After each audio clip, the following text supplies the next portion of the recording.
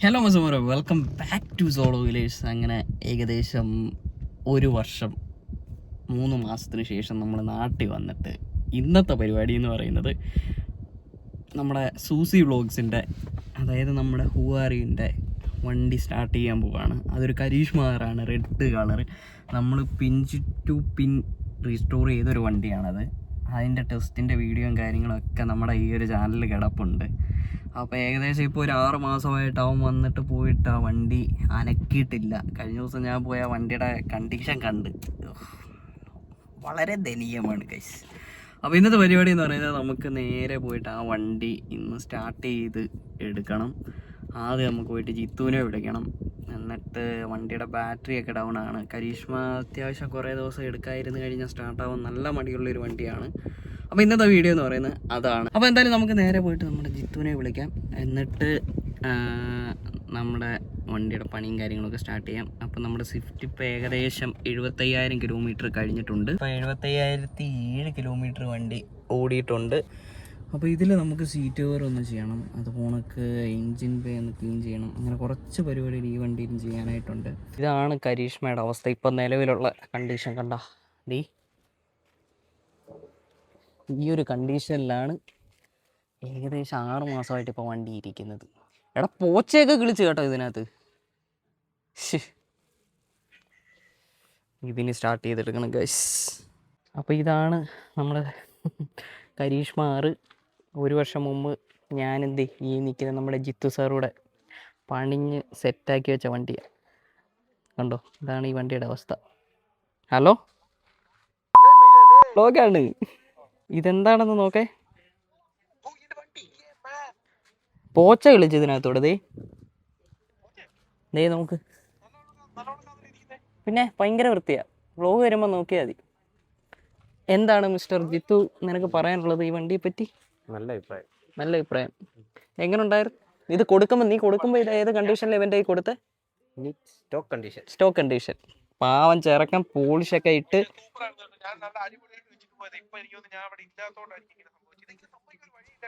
ഉണ്ടോ? ഇതാണ് നിന്റെ വണ്ടിയുടെ അവസ്ഥ.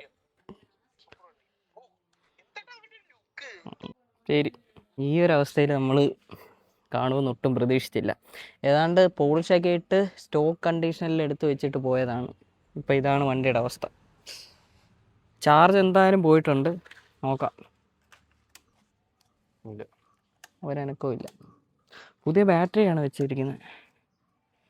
അപ്പോൾ ഞാൻ പറയുന്നത് ബാറ്ററി ആദ്യം ചെക്ക് ചെയ്യാം, എന്നിട്ട് സ്റ്റാർട്ട് ചെയ്യാൻ നോക്കാം. ഇല്ലെന്നുണ്ടെങ്കിൽ എൻ്റെ വണ്ടിയുടെ പുതിയ ബാറ്ററി വെച്ചേക്കുന്നത്, ആ ബാറ്ററി എടുത്ത് വെച്ചിട്ട് നമുക്ക് സ്റ്റാർട്ട് ചെയ്യാൻ നോക്കാം. കാര്യം ഇതിനകത്ത് വെറുതെ കിക്കറടിച്ച് സമയം കളയാനേ ഉള്ളൂ. നല്ല രീതിയിൽ സ്റ്റാർട്ടാവാൻ പാടുള്ളൊരു വണ്ടിയാണിത്. അപ്പോൾ എന്തായാലും നോക്കാം, എന്നിട്ടിത് ഇനി അപ്ഡേറ്റ് ചെയ്യാം എന്താണ് അവസ്ഥ എന്നുള്ളത്. മേളിലൊരു സ്ക്രൂ ഉണ്ട്, തുറക്കുമ്പോൾ നോക്കി തുറന്നോ, വല്ല പാമ്പോ പഴുതാരെയൊക്കെ കാണാൻ ചാൻസ് ഉണ്ട്.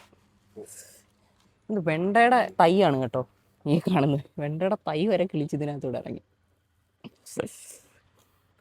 അപ്പം ഈ വണ്ടി ഈ കോലത്തിലാക്കി തന്ന നമ്മുടെ സൂസി ബ്ലോഗ്സിന് 1000 കൂപ്പ് കഴിക്കാം.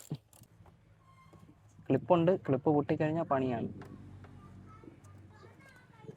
ഇത് അവൻ ശരിക്കും വരുന്നുണ്ടല്ലോ. നമ്മളിത് സാധനം പണിഞ്ഞു വെക്കും, അവൻ ഈ സാധനം ഇത് നശിപ്പിക്കാനായിട്ട് വരുന്നത്. അതാണ് ഈ വണ്ടിയുടെ അവസ്ഥ ഇന്ന്. ഇടയ്ക്ക് പറയും ഇയാൾ ഇത് കൊടുക്കാന്ന്, ഇടയ്ക്ക് പറയും വേണ്ട ഇത് കൊടുക്കണ്ട, ഇതെൻ്റെ മുത്ത്, ഇതെൻ്റെ കണ്ണ്. ഇതിനകത്ത് ആകെ ഒരു പോരായ്മ ഇതിൻ്റെ ബാക്കിലത്തെ ആ ഒരു ഗ്രാബ് റെയിൽ മാത്രമേ മിസ്സായിട്ടുള്ളായിരുന്നു. അത് മാത്രമേ ഉള്ളായിരുന്നു ഇതിനകത്തൊരു പ്രശ്നം എന്ന് പറയുന്നത്. ആമറോണിൻ്റെ ബാറ്ററി, പുതിയ ബാറ്ററിയാണ്. എന്തായാലും അഴിച്ച് ഇത് ലൂസാണ്, ടൈറ്റ് ചെയ്ത് നോക്ക്.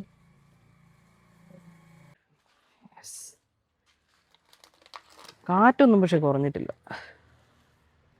പൊട്ടല്ലേ, കിറ്റ് പൊട്ടിക്കഴിഞ്ഞാൽ പണിയാണ്. എടാ ഓയിൽ ലീക്ക് ഉണ്ടല്ലോ, ഹെഡിൻ്റെ ഇവിടെ നിന്ന് ഓയിൽ ലീക്ക് ഉണ്ടെന്ന് തോന്നുന്നു. ഓയിൽ ലീക്ക് ആകാതെ പെട്രോൾ എന്തെങ്കിലും ഇതായതാണ്.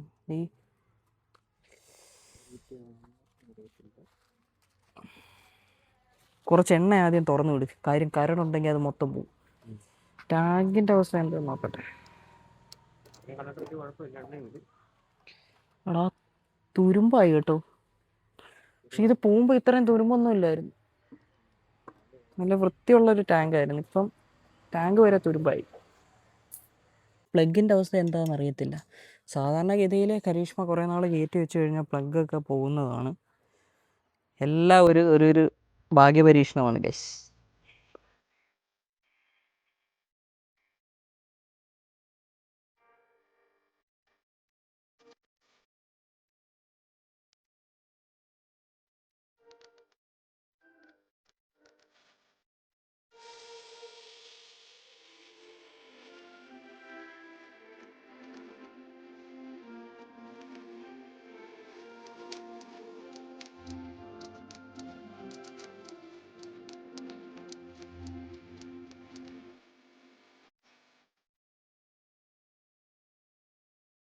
വണ്ടി കുറേ നേരം നമ്മൾ കിക്കർ അടിച്ചു, പക്ഷേ പമ്പ് ചെയ്യുന്നുണ്ട്, പക്ഷേ വണ്ടി സ്റ്റാർട്ടാകുന്നില്ല. കാർബറേറ്റർ നല്ല ലീക്കുണ്ട്. ഇനിയിപ്പോൾ ആകെ ചെയ്യാനുള്ളത് ബാറ്ററി ചാർജ് ചെയ്യുക, എന്നിട്ട് സെൽഫ് അടിച്ച് നോക്കുക. അത് മാത്രമേ ഉള്ളൂ. ഇല്ലെന്നുണ്ടെങ്കിൽ ജിത്തു എന്താണ് അവസ്ഥ? അപ്പോൾ എന്തായാലും ബാറ്ററി ഇനി ഇളക്കിയിട്ട് ചാർജ് ചെയ്യാൻ കൊടുക്കുക. എന്നിട്ട് സ്റ്റാർട്ടാവുന്നുണ്ടെങ്കിൽ കാർബറേറ്റർ സ്റ്റാർട്ടാവാതിരിക്കത്തില്ല. ഇത് നോക്കിക്കഴിഞ്ഞാൽ അറിയാം, കാർബറേറ്റർ നല്ല ലീക്കുണ്ട് മുകളിൽ നിന്നും താഴെ നിന്നും എല്ലാം. അപ്പോൾ ബാറ്ററി ചാർജ് ചെയ്യാൻ കൊടുക്കുക. അങ്ങനെ അവസാനം പെട്രോൾ ഫുൾ ഊറ്റിയെടുക്കാമെന്നുള്ള തീരുമാനത്തിൽ ബാറ്ററി അടിച്ച് മാറ്റിയിട്ടുണ്ട്.